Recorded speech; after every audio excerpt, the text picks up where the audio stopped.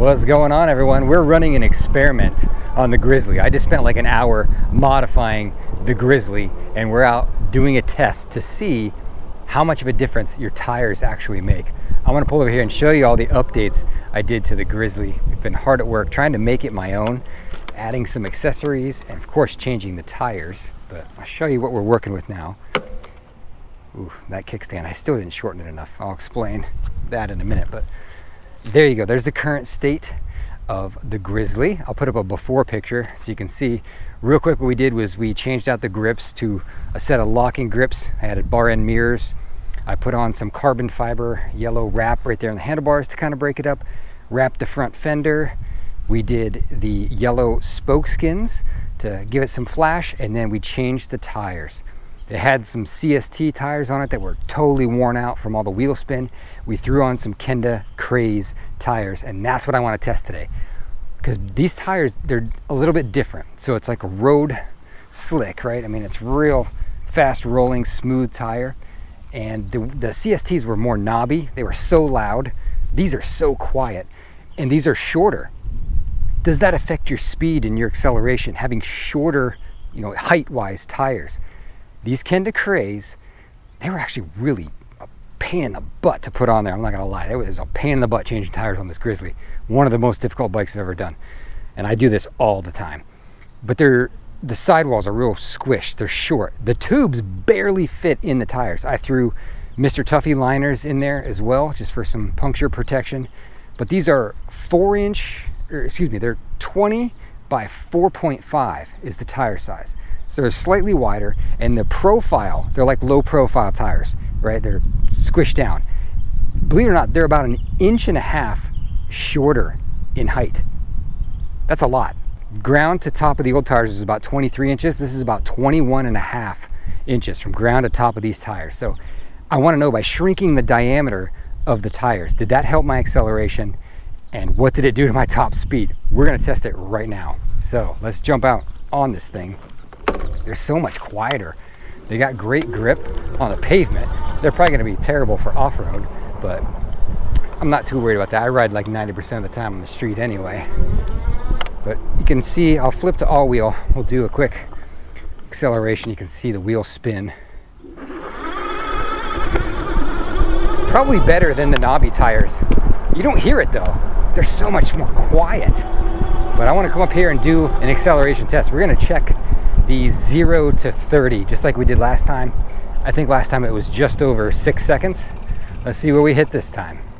All right, let's give this thing a good 0 to 30 test. Here we go. All-wheel drive. 3, 2, 1, go. And we're at 30. We'll see how that time matched up. Did we gain any acceleration by going to a smaller wheel? I don't know. Wow! That front wheel spin. Woo. But listen how quiet. It's so quiet. No more loud roaring down the road. That's awesome. Let's do it one more time. We'll get our best 0 to 30 time. I had my feet flat on the ground last time. All right. I'll lean forward just a touch. 3, 2, 1, go.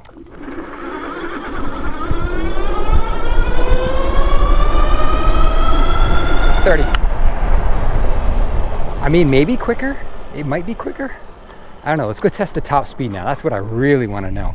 I went like 36 miles an hour last time, so I'm curious to see if we lost any top speed. I sure hope not, but I got a feeling we might have lost a mile an hour or so. Let's go find out how much of a difference the tires make. All right, moment of truth. Same stretch of road where I did the last speed test. We went 36. I got the advantage of faster rolling tires, but the disadvantage of tires that are shorter. Yeah, we lost 2 miles an hour. I think right here on this little flat spot is where I hit 36. We're at 34, 35. So I lost a mile an hour. 1 mile per hour was the difference for a tire that's 1.5 inches shorter. I mean, I don't know, I guess it's a trade-off. What are you more interested in? The quiet, smooth street tire, but you lose a mile an hour? Or the knobbies that are really loud, but probably better off-road? But yeah, the shorter tires, you do lose like a mile an hour at top speed. So there you go. I always like to test. I heard this on a video the other day and I was like, really? Taller tires, can I gain anything? And I think you could. If you put taller tires on your bike, you could probably gain a mile an hour. If you want to spend $200 to gain a mile an hour. But there you have it. Yeah, it's slower. My Grizzly's officially slower. I'm not supposed to be making it slower. I'm supposed to be making it faster, right? But there you have it. Test complete. Yeah, tell me what you think. Do you like my changes, or are you upset that it went 1 mile an hour slower? I don't really mind it all that much. The most fun to me is the acceleration off the line. And I think these tires look a lot better. I think they're prettier tires. I'm gonna cut in here. They're nicer looking to me. They look better. It makes the bike kind of have this, I want to say like street look, supermoto kind of look. And I mentioned the kickstand. Yeah, with the shorter tires, now the kickstand's too long, so the bike barely leans over. And I even like cut part of the kickstand off to make it shorter, but it's a cooler look. To me, it just looks cooler. I love the dig in the Grizzly. Gosh, I'm sure you can hear it in my voice, but it's a super comfortable bike. It's got tons of power. I think it looks amazing in the black and gold. Very cool. And then this carbon fiber wrap, it's not too hard to do. I just took a hair dryer to heat it up so I can stretch it, and it looks all right on there. This one, I might end up taking that one off. I just wanted to break up the look of this weird handlebar on there. And I haven't decided if I'm going to change the front headlight or not. I kind of like the headlight. But what do you think of these Kenda Kraze tires? They kind of bump out when you finally pump up the tube inside. They were really flat before, and they were really, really difficult to fit the 20x4 tube in there. It barely fit. It was all bunched up, and I did my best to get it straightened out.